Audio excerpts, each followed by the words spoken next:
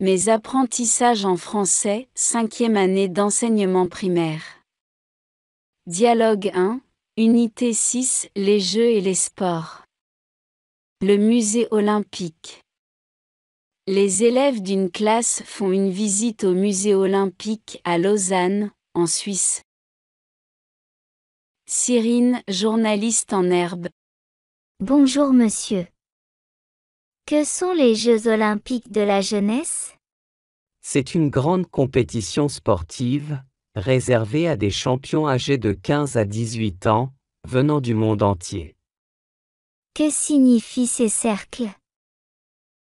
C'est le symbole des 5 continents, d'où viennent les jeunes athlètes de talent. Donc c'est une rencontre internationale. Et en quelle année ont été créés les Jeux olympiques de la jeunesse? Ils ont été créés en 2007. Et depuis cette année, ils sont organisés tous les 5 ans, dans un pays différent. Les prochaines auront lieu à Dakar, en Afrique. Il existe des Jeux d'hiver et des Jeux d'été, n'est-ce pas? Oui, c'est vrai.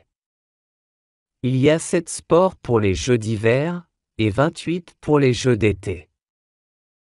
À quoi servent ces dessins sur l'affiche de 2020?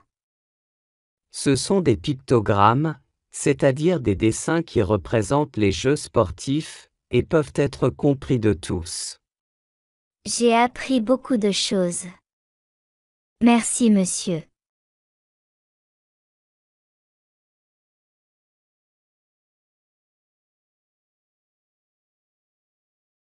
Cyrine, journaliste en herbe. Bonjour monsieur.